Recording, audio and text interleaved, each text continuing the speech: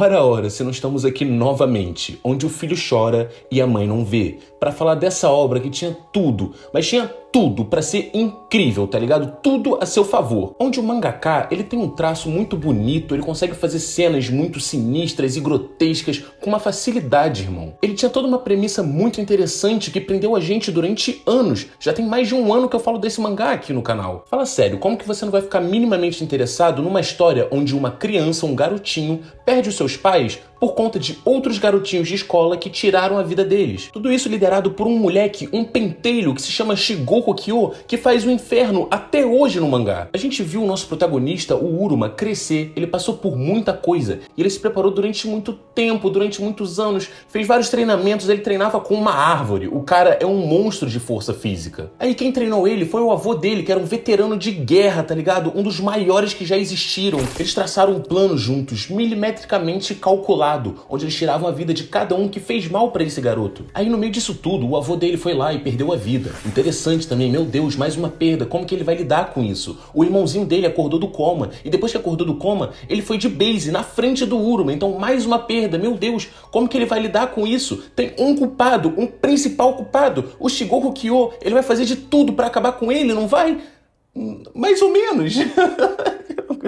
Mas aí, no finalzinho da primeira temporada, o mangaka surpreendeu de novo, com uma decisão que eu digo que foi corajosa, porque quem teve a culpa por tudo que aconteceu quando o irmão e o avô dele perdeu a vida foi o próprio Uruma. Então o Uruma foi preso, e mais uma vez ele estava na pior, e mais uma vez ele teria que arranjar forças não sei da onde, pra continuar vivo e continuar lutando pelo que ele acha certo. No meio disso tudo a gente teve vilões bem bizarros e memoráveis, como aquele cara que fez clone da própria irmã sem vida pra poder macetar no pelo. O cara era doente, as histórias são doentes aqui, são realmente bem sinistras, mas todo o enredo faz com que você não consiga parar de ler. Porém, hoje em dia, o cara, o criador da obra, ele não encerra a obra porque simplesmente gerou muito dinheiro pra ele. E gera muito dinheiro até hoje, então quanto mais ele conseguir enrolar pra chegar no final, ele vai fazer isso. Mas eu estaria mentindo se eu dissesse que o único problema da obra é esse, porque não é. Por algum motivo, esse autor, ele tem alguma coisa na cabeça que vocês que acompanharam a série, vocês sabem. Em cada capítulo, sem exceção, ele colocava uma cena de abuso a uma mulher. Sempre. E obviamente ele faz isso pra tentar chocar o público. Só que ele faz isso todo o episódio. Ou seja, o choque que a gente teve da primeira vez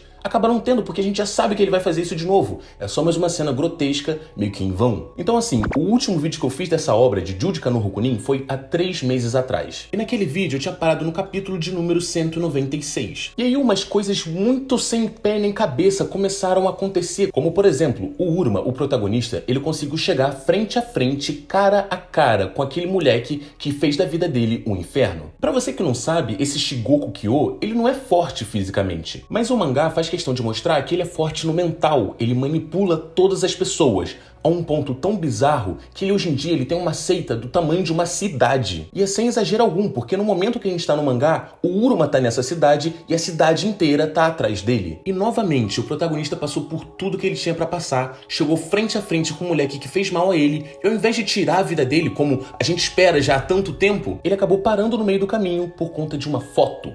Meio naquela vibe de Batman vs Superman, quando aparece a cena da Marta. Essa foto mostrava ele pequeno ao lado desse Shigoko Kyo. E o Shigoko Kyo conta pra ele que eles eram melhores amigos quando criança. E ele não entende nada, ele fica muito curioso pra saber. E acaba sendo levado pra uma sala onde tem um óculos de realidade virtual. Mano, olha pra onde essa obra tá indo. Ele simplesmente coloca o óculos de realidade virtual e começa a ver como é que era no passado e como as coisas foram acontecendo. Então o último episódio acabou da seguinte forma. Ele saiu da realidade virtual, foi seguindo esse Shigoko Kyo até uma sala, e nessa sala tinham vários personagens que já tinham aparecido na obra até então. Só que lá, pra infelicidade do Uruma, era mais um dos jogos do Shigoko Kyo, onde tinha uma plateia gigantesca, basicamente todas as pessoas da cidade. O jogo que o Shigoko Kyo quer jogar com eles ali é basicamente o jogo do amor, é assim que ele chama, onde a cada rodada o Uruma precisa escolher uma das candidatas. E pra que, você me pergunta? E eu te respondo, pra perder a vida. E mano, eu fico muito dividido com a parte que tá acontecendo agora, porque assim, mais uma vez, essa parte parte ela tem muito, mas muito potencial. Ela é muito chocante, tem umas coisas muito criativas nela também. Mas, de novo, a forma que o autor faz isso,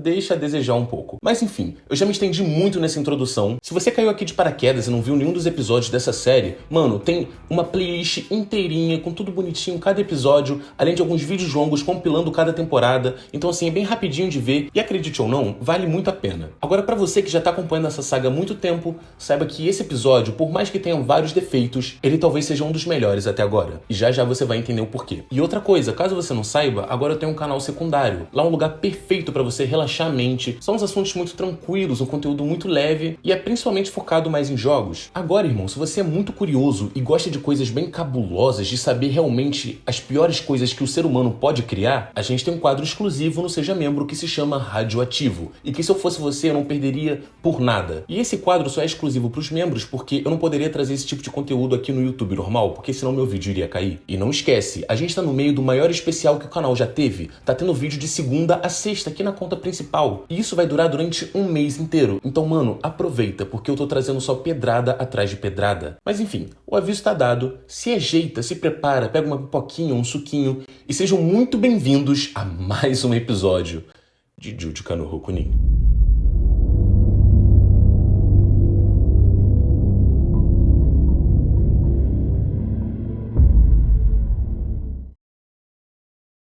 O episódio começa exatamente da onde terminou o último, com aquele bagulho enorme caindo em cima da detetive e fazendo ela de purê. E eu preciso explicar pra você que não lembra, ela era a esposa do detetive que o próprio Uruma tirou a vida lá na primeira temporada, lembra? Aquela foi a primeira e única vez que o Uruma tirou a vida de alguém que não era mal, e aquilo corrói ele até os dias de hoje. E depois que ele partiu, a esposa dele, essa detetive, que agora infelizmente tá numa situação, né, que já acabou, ela começou a investigar a vida do Uruma e ir atrás dele por vingança. Era como se fosse um paralelo.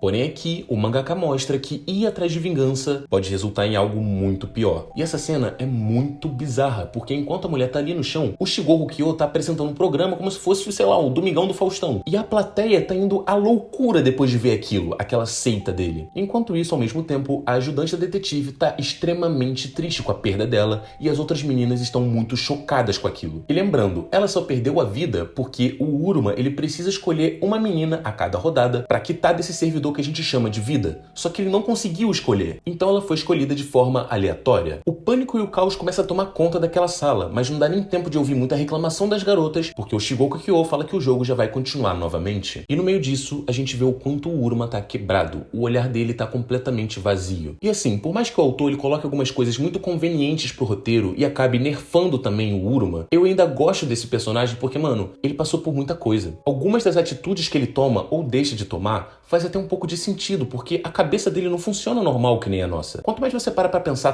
tudo que esse moleque passou, desde que ele era somente uma criança, você começa a entender que talvez as coisas não acabem da forma que a gente gostaria. Principalmente porque eu particularmente acho que o Uruma não vai ter força pra completar o trabalho. Não adianta nada ele ser uma máquina de guerra, o corpo dele ser muito forte, se a cabeça dele não funciona da forma que deveria. Ele naquele momento faz a revelação pras meninas que ele mesmo tirou a vida do marido dessa detetive. Ele pede desculpa diversas vezes e fala que aquilo foi um ato meio que por impulso, porque o detetive acabou chegando na hora que ele estava se livrando de um dos capangas do Shigoku Kyo. Então se ele deixasse o detetive vivo, ele provavelmente prenderia o Uruma, e aí ele não conseguiria completar sua vingança. Depois ele fala também da sua esposa, que acabou de ser esmagada, que isso só aconteceu porque ela também foi se meter no meio disso tudo. E enquanto isso, a gente tem um noia do Shigoku Kyo falando assim, não cara, isso é culpa deles, isso acontece com eles porque eles se metem, não é culpa sua não, irmão. E pra completar, ele fala que ver o Uruma desse jeito faz ele chorar. Chorar de rir. Cara, o cara é muito merda. E a gente vê também que essa ajudante da detetive, desde o início, não via o Uruma como um monstro, porque ele realmente não é. Por mais que as investigações apontassem pro Uruma como o principal culpado, ela sabia que tinha alguma coisa errada. E hoje em dia, ela entende o porquê. O real, o verdadeiro monstro, tá ali na frente dela. É o Shigoku Kyo. Então ela grita com todas as suas forças, falando pro Uruma tirar a vida do Shigoku Kyo. Essa é a única forma dele meio que compensar o que ele fez com o detetive anteriormente. Mas enfim, chega de enrolação porque a rodada 2 do jogo vai começar agora. O Uruma vai ter 10 minutos pra escolher a próxima vítima. E é nesse momento que o Uruma, sem pensar duas vezes, vira e vai na direção do Shigoku Kyo pra acertar um soco nele. Só que quando ele faz isso, a mão dele bate num vidro. Tem um vidro ali, pô, a prova de bala, tá ligado? Nesse momento, ele percebe novamente que ele tá em desvantagem, e o Shigoku Kyo ainda tira um sarro com a cara dele, o que faz ele socar cada vez mais aquele vidro até suas mãos sangrarem. Só que a parada é que literalmente há 2 capítulos atrás, o Uruma tava na vantagem, ele podia ter tirado a vida do Shigoku Kyo, ele podia ter feito o que ele bem entendesse, tá ligado? Mas agora que ele tá em desvantagem de novo, que não tem mais nada que ele possa fazer, ele realmente tenta. Isso me dá muita raiva, porque eu sei que o mangaka só tá fazendo isso pra ganhar mais dinheiro. E uma parada que a gente percebe enquanto tá lendo é que os capítulos estão cada vez mais curtos. Ou seja, é só pra realmente farmar mais dinheiro. Mas antes de eu continuar xingando esse mangaka e essa história, lembra que no início do vídeo eu falei que esse capítulo aqui, ele divide minha opinião, porque tem muita coisa que eu acho uma merda, mas também tem muita coisa que eu acho realmente interessante. Então, uma dessas coisas vai acontecer agora. Um dos ajudantes do Shigoku Kyo vai até o palco e chega com 4 objetos, digamos que pra machucar as pessoas. Ali a gente tem a pera da angústia, sim, aquela mesma que o Uruma utilizou em um dos capangas do Shigoku Kyo, bem no... E caso você não saiba, isso era um instrumento utilizado na vida real, o que só deixa isso mais bizarro. Basicamente, aquela pera da angústia, ela começa a aumentar, até literalmente rasgar o lugar que ela tá dentro. O outro objeto também é uma versão de uma máquina que o Uruma criou, onde ele utilizou, novamente, em um dos capangas do Kyo, pra esmagar o dedo dele. Só que dessa vez, o Kyo, ele tá elevando um pouquinho o nível, e não vai ser pro dedo, vai ser pra esmagar a cabeça da pessoa. Além disso, temos mais 2 que, entre muitas e muitas aspas, são mais de boa do que os outros, que é o coletor de sangue, que eu não preciso explicar nada, é realmente isso. E o outro é um recipiente onde você vai colocar a pessoa e lá, pouco a pouco, o oxigênio vai sendo sugado, até simplesmente a pessoa ficar sem ar e, quitar desse servidor que a gente chama de vida. E ainda tem um bônus, que é uma injeção de uma substância de uma das capangas do Shigoku Kyo. E então, ele olha no fundo dos olhos do Uruma e fala: quem que você vai escolher agora? O tempo tá passando. Antes ele tinha 10 minutos, agora faltam somente 3. E se antes já era difícil escolher uma das meninas, porque assim, querendo ou não, era uma forma meio que indolor de perder a vida, era muito rápido. Já agora, as coisas ficaram muito mais cruéis, porque as meninas vão passar pelo inferno antes de efetivamente irem de Cristo. E é nesse momento que a Hana, que, caso você não lembre, era uma das modelos que estava lá na ilha do Shigoku Kyo, enfim, não importa muito não, sendo bem sincero, ela começa a surtar falando: você não me escolheria, né, Uruma? Por favor, eu tenho sonhos diferentes das outras, eu não posso perder a vida aqui. E mano, ela começa a surtar de uma forma mas tão bizarra, que simplesmente chega um momento que ela olha pro Uruma e fala: por que você tá me olhando assim? Você vai querer tirar minha vida? Não, Uruma, pelo amor de Deus! E simplesmente põe os melões pra fora. Eu realmente odeio esse mangaka. Porém, dessa vez, o mangaka faz essa cena realmente parecer triste do jeito que ela deveria ser. E não faz a menina parecer realmente um objeto de safadeza, tá ligado? Ela implora e fala que o Uruma vai poder fazer o que ele quiser com o corpo dela, meio que dando a entender que ela já costuma fazer isso mais vezes durante a vida. Aquele é como se fosse um instrumento de defesa dela. Quando ela fazia isso, quando ela oferecia o seu próprio corpo, acabava impedindo dela ter umas consequências piores. Até que, de repente, a Azuma se oferece pra ir no lugar dela. A Azuma, diferente das outras personagens que estão ali, ela é a única que verdadeiramente importa pra gente, porque ela tá ali na obra desde o seu 2º capítulo, e ela tem um certo grau de relevância e de importância. Ela tem uma história com o protagonista, eles verdadeiramente têm um sentimento um pelo outro. Mas então a assistente daquela detetive também se propõe aí, porque ela fala: eu sou detetive, eu preciso proteger vocês, então me escolhe, Uruma. E agora faltam somente 20 segundos, e o Uruma não sabe quem decidir, porque enquanto ele precisa tomar essa decisão que é tão difícil, a modelo fica gritando: por favor, não me escolhe. A Azuma fica gritando: por favor, me escolhe. E a detetive também: meu Deus, me escolhe. E o Uruma: meu Deus, o que eu vou escolher? Até que simplesmente a máquina nos mostra novamente que o Uruma não escolheu ninguém. O Shigoku não fica muito surpreso com isso e diz que agora a máquina, de forma aleatória, vai escolher a sua próxima vítima. Em quem a seta chegar primeiro vai ser a grande vencedora. E ela tá indo completamente na direção da assistente da detetive. A gente percebe que ela tá com muito medo, mas ao mesmo tempo ela acredita estar fazendo o certo pra ajudar as pessoas. Só que no último instante, no último segundo, ela vira pra Hana, a modelo, a única que não queria ir. A situação é terrível porque todos estão em desvantagem e não tem nada que eles possam fazer. E aí que eu falo que essa parte ela tinha um potencial enorme, porque imagina se isso tudo tá acontecendo com personagens muito bem trabalhados e personagens que a gente realmente se importa. Seria muito, mas muito mais impactante e sinistro ver aquilo. Se o autor não ficasse colocando diversas conveniências de roteiro, essa cena teria muito mais impacto. Mas enfim, voltando pra cena, a Hana ela escolhe o objeto que mais parece inofensivo, que parece que vai causar menos menos dor pra ela, que é aquela paradinha de tirar o sangue. E, irmão, essa cena é completamente terrível, porque o que ela achava que seria o mais de boa, na verdade não era bem por aí. Quando você perde uma quantidade muito significativa de sangue, você perde os sentidos, como olfato, audição, visão. Então é muito bizarro porque isso vai acontecendo do nada. Você fica imerso numa escuridão que você não entende onde você tá. Parece que você tá sozinho e abandonado, e é um lugar muito frio. E a cena em si é representada de uma forma muito cruel, porque a gente vê ela literalmente murchando. E pra piorar, toda a plateia, toda essa seita do Shigoko Kyo vibra, como se fosse gol de final de Copa do Mundo, tá ligado? É, pô! No meio disso, o Uruma tenta tirar força de onde ele não tem e fala: por favor, Shigoko Kyo, para com isso.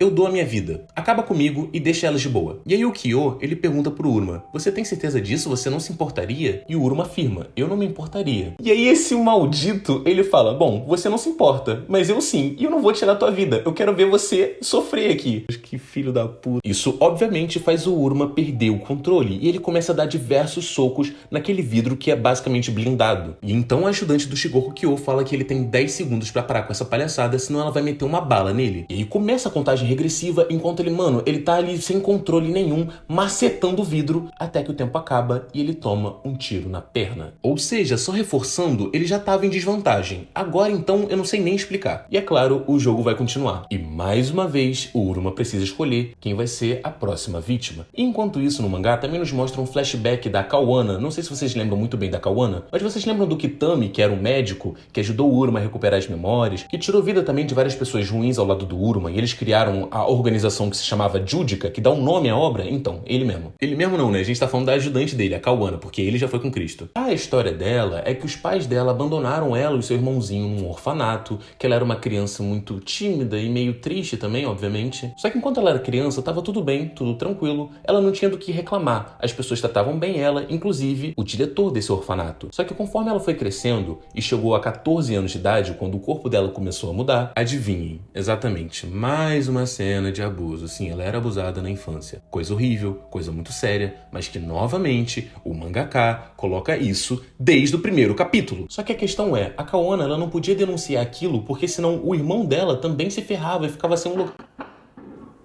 Caralho, morar no Rio de Janeiro é um negócio de maluco, filho.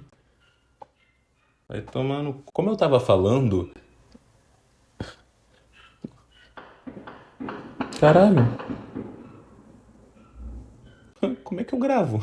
É isso que eu faço, rapaziada. É por isso que eu tenho que passar toda noite aqui pra entregar vídeo pra vocês. Em meio a bala, tiroteio, nada me impede. Eu tô aqui pra entregar o seu entretenimento da semana. Então, voltando, a Kawana, ela não podia denunciar aquele diretor, porque senão o... Então, voltando aqui, Caralho, cachorro! Então, voltando aqui, a Kawana, ela não podia denunciar o diretor, porque senão o irmão dela também ficava sem ter um lugar pra morar. Caralho! Senhor, por obséquio, poderiam parar de guerrear aí pra eu poder gravar o meu vídeo? Muito obrigado aí. Só que então, num belo dia, quando a Kawana tinha descoberto que ela tava basicamente grávida daquele nojento, ela acabou descobrindo o local onde tinha um cara que dava medicamento sem ter uma prescrição ou sem você ter que se identificar. E sim, esse cara era o Kitami. E pouco a pouco, eles foram fortalecendo essa relação que eles tinham, a um ponto que a Kawana contou toda a sua história de vida e o Kitami futuramente foi lá com a ajuda da Kawana e tiraram a vida daquele diretor nojento. Esse flashback todo foi só pra mostrar o porquê que a Kawana sente tanta raiva em relação a esses assuntos. Então ela grita pro Uruma falando: você precisa tirar a vida do Shigoko Kyo. Sim, querida, a gente sabe, a gente tá falando a mesma coisa pra esse cara. E então, mais uma vez, o tempo tá na tela, o Uruma precisa escolher alguém pra perder a vida, ele não consegue novamente, e aí é escolhido de forma aleatória. E quem é escolhida é a Azuma, a única que verdadeiramente importava até agora. O Uruma até tenta se mexer e fazer alguma coisa, mas lembrando, ele tá com uma bala na perna. E outra, tem um capanga do Shigoko Kyo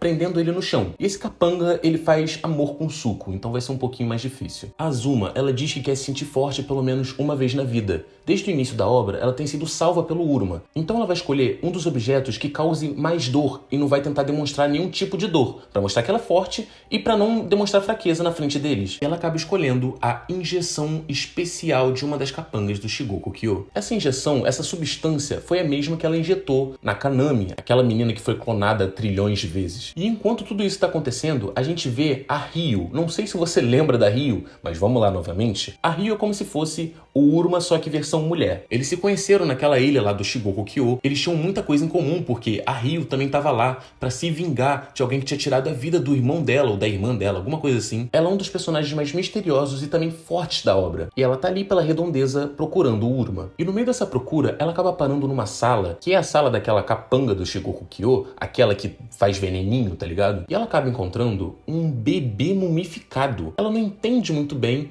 e de relance aparece pra gente uma foto onde tem aquela mulher e um bebê. Ou seja, mais um mistério que parece ser interessante, mas que provavelmente o mangaka vai cagar no pau. Porém, então, a gente volta pro momento tenso que a gente estava. A Azuma tá prestes a tomar a injeção. E o Uruma, irmão, ele não quer nem saber de nada. Ele faz tanta força com a mão no chão que literalmente quebra as unhas da mão dele. Mas isso não é o suficiente porque, como eu já disse, tem um cara que faz amor com Suko em cima dele. Ele dá uma porrada no Uruma e fala pra ele parar e simplesmente assistir a única menina que o Uruma realmente amou perdendo a vida. Essa injeção, ela é extremamente cruel. Assim que injetam a substância nela, o olho dela começa a sangrar e ela fica cega instantaneamente. É uma sensação terrível. Ela também começa a perder o tato, o olfato. A perna dela também cede e quebra de uma forma bem sinistra. Ela começa então a tossir e se engasgar com o próprio sangue até que permitem que o Uruma seja liberto e vá até a Azuma para passar os seus últimos momentos e fazer ele sofrer mais ainda. E mano, essa cena é realmente muito triste porque, como eu já falei trilhões de vezes, o menino já perdeu tudo que ele já teve um certo apego na vida. E mais uma vez, isso tudo tá se repetindo da forma mais cruel possível. É muita coisa para um ser humano aguentar. E então, nos braços dele, enquanto ele lembra de cada momento que eles viveram, a Azuma se vai. E nesse momento também, a porta do auditório é aberta. E é a Ryo chegando ali. Só que, infelizmente, ela chegou tarde demais. E é assim que termina o capítulo de hoje, porque foi só até aí que o mangaka lançou. Como eu já disse, aparentemente ainda tem bastante coisa para acontecer. E por mais que essa obra seja lotada de defeitos, uma coisa é inegável. O cara cria umas situações tão absurdas que,